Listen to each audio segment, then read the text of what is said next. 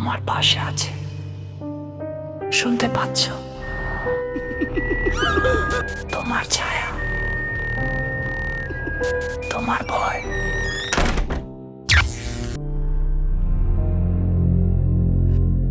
Light নিভান, সাহস থাকলে শুনুন। ভয়ের অন্য নাম ভূত FM বাংলা। শুভরাত্রি। আপনি কি এখন একা? যদি একা হয়ে থাকেন, তবে এখনই ঘরের দরজাটা ভালো করে বন্ধ করে দিন, কারণ আজকের গল্পটি শোনার পর আপনি হয়তো আর শান্তিতে ঘুমাতে পারবেন না। আজকের ঘটনাটি মাধবপুর গ্রামের।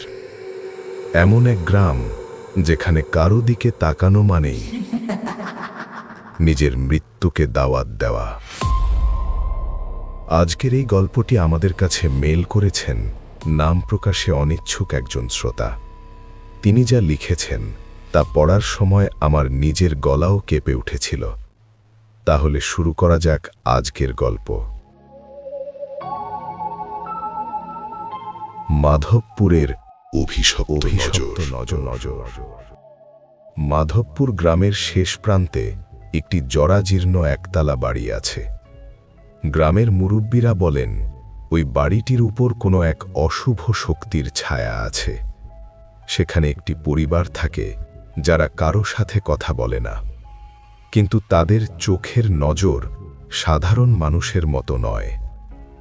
গ্রামবাসী জানে ওই বাড়ির দিকে ভুলেও তাকাতে নেই, কারণ যে একবার তাদের রক্তবর্ণ চোখের দিকে তাকিয়েছে সে আর কোনোদিন সূর্যোদয় দেখতে পায়নি। শহর থেকে আসা এক যুবক এই ভয়ঙ্কর নিয়মের কথা জানত না।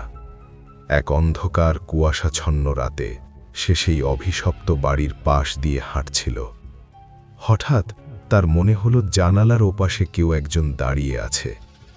কৌতূহল সামলাতে না পেরে সে জানালার দিকে তাকালো, আর ঠিক তখনই তার বুকটা কেঁপে উঠল। জানালার ওপাশে ছিল কুচকুচে কালো একটি অবয়ব। তার চোখ দুটো জ্বলন্ত কয়লার মতো লাল। যুবকটি চিৎকার করতে চেয়েছিল, কিন্তু তার গলা দিয়ে একটাও শব্দ বের হলো না। কোনো মতে প্রাণ হাতে নিয়ে সে নিজের ঘরে ফিরে এলো, কিন্তু আতঙ্ক তখনও কাটেনি। রাত গভীর হল। ঘড়িতে সময় ঠিক 3:01। হঠাৎ তার মোবাইলে একটি মেল এলো। কোনো নাম নেই, শুধু সাবজেক্টে লেখা, আমি তোমাকে দেখছি। কাঁপা কাঁপা হাতে সে মেলটি খুলল। ভেতরে একটি ছবি সংযুক্ত করা ছিল। ছবিটা দেখে তার শরীর হিম হয়ে গেল।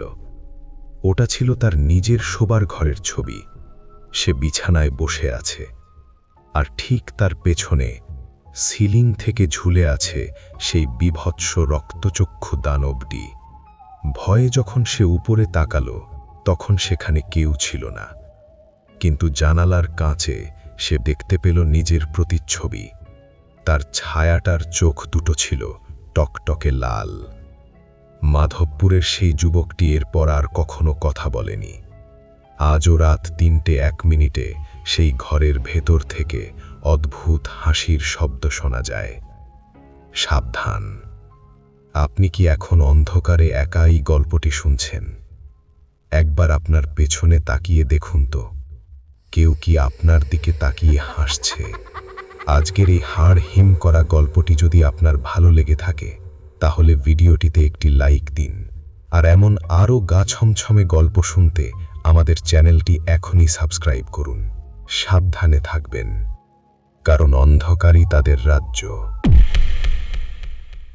চুপ করো, কথা বলো না।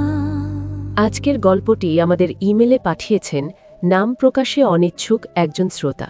গল্পটি পড়ার আগে বলে রাখি, এটি বেশ ভয়ার্ত এবং মানসিকভাবে কিছুটা বিপর্যস্ত করার মতো, তাই দুর্বল চিত্তের মানুষরা সাবধানে শুনবেন। তাহলে চলুন সরাসরি চলে যাই আজকের মূল ইমেলে। গল্পের নাম অভিশপ্ত কলিং বেল। শহর থেকে একটু দূরে নতুন একটা অ্যাপার্টমেন্টে শিফট করেছিলাম আমি, ফ্ল্যাট নং 4C। বিল্ডিংটা বেশ নিরিবিলি, কিন্তু রহস্যের শুরুটা হয় আমার ঠিক পাশের ফ্ল্যাট 4D থেকে। ওই ফ্ল্যাটটা সব সময় তালাবদ্ধ থাকত। দারোয়ান বলেছিল মালিক দেশের বাইরে, কিন্তু মাঝরাতে আমি অদ্ভুত শব্দ শুনতাম। মনে হতো কেউ যেন দেয়ালের ওপাশে নখ দিয়ে আঁচড়াচ্ছে। আঁচড়ানো সেই শব্দটা আমার মেরুদণ্ড দিয়ে হিম স্রোত বইয়ে দিত। এক রাতে, তখন ঘড়িতে কাঁটায় কাঁটায় রাত 2টো, হঠাৎ আমার দরজার কলিং বেলটা বেজে উঠল। এই অসময় কে আসবে? ইন্টারকমে গার্ডকে ফোন দিলাম, কিন্তু কোনো সাড়া নেই। দরজার আইহোল দিয়ে বাইরে তাকালাম। করিডোরের আলোটা টিপ টিপ করছে। দেখলাম 4D ফ্ল্যাটের সামনে একটা ছোট্ট বাচ্চা দাঁড়িয়ে আছে, তার পিঠ আমার দিকে। আমি সাহস করে দরজা খুললাম। বাবু, তুমি এখানে কি করছো? বাচ্চাটা কোনো উত্তর দিল না। ধীরে ধীরে সে আমার দিকে ঘুরল। আমি চিৎকার করতে গিয়েও পারলাম না, আমার গলা দিয়ে কোনো স্বর বেরোচ্ছিল না। বাচ্চাটার কোনো চোখ নেই, দুটো চোখের জায়গায় গভীর কালো গর্ত, আর সেখান থেকে চটচটে লাল রক্ত গড়িয়ে পড়ছে। তার মুখে একটা পৈশাচিক হাসি। সে শুধু একটা কথা বলল, একটু রক্ত দেবে, মা খুব ক্ষুধার্ত। পরের মুহূর্তেই 4D ফ্ল্যাটের দরজাটা ক্যাচ করে খুলে গেল। ভেতর থেকে একটা পচা মাংসের উৎকট গন্ধ নাকে এলো। হঠাৎ একটা লম্বা হাড় জিরজিরে হাত ভেতর থেকে বেরিয়ে এসে বাচ্চাটাকে টেনে ভেতরে নিয়ে গেল। আর সেই হাতের নখগুলো ছিল প্রায় 4 ইঞ্চি লম্বা, ধারালো ছুরির মতো। আমি ভয়ে ঘরে ঢুকে দরজা লক করে দিলাম, কিন্তু আতঙ্ক সেখানেই শেষ নয়। কিছুক্ষণ পর শুনলাম আমার শোবার ঘরের দেয়ালের ওপাশে কেউ ফিসফিস করে বলছে, পরের বার দরজাটা খোলার দরকার নেই, আমি তো ভেতরেই চলে এসেছি। আমি ঘামতে ঘামতে বিছানের দিকে তাকালাম। দেখলাম আমার বালিশের ওপর একটা কাটা আঙুল পড়ে আছে, আর ছাদ থেকে টুপ টুপ করে রক্ত পড়ছে আমার গায়ের ওপর। ওপরে তাকাতেই দেখলাম সেই বিভৎস নারী মূর্তিটি সিলিংয়ের সাথে ঝুলে আছে। তার মুখটা মাঝখান দিয়ে চেরা, দাঁতগুলো শার্কের মতো ধারালো। সে আমার দিকে ঝাঁপিয়ে পড়ার ঠিক আগের মুহূর্তে আমি সেন্স হারিয়ে ফেলি। সকালে পুলিশ আমার দরজা ভেঙে ঢোকে। তারা জানায় পাশের 4D ফ্ল্যাটে গত 10 বছর ধরে কেউ থাকে না। কিন্তু আশ্চর্যজনক বিষয় হলো, আমার ফ্ল্যাটের কার্পেটের নিচে তারা মানুষের হাড়ের টুকরো খুঁজে পায়। সবচেয়ে ভয়ের ব্যাপার কি জানেন? আয়নায় যখন আমি নিজের মুখ দেখলাম আমার বাঁদিকের চোখটা উপড়ানো, ঠিক সেই বাচ্চাটার মতো। ঘরের কোণে কিসের শব্দ, কে যেন কাছে এসে দাঁড়ায়। আপনি শুনছিলেন ভূত FM বাংলা।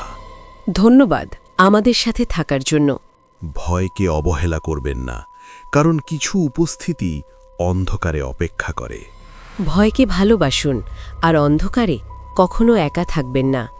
ভূত FM বাংলা, কারণ কিছু গল্প শুধু গল্প নয়। লাইট নিভান, সাহস থাকলে শুনুন। ভয়ের অন্য নাম ভূত FM বাংলা।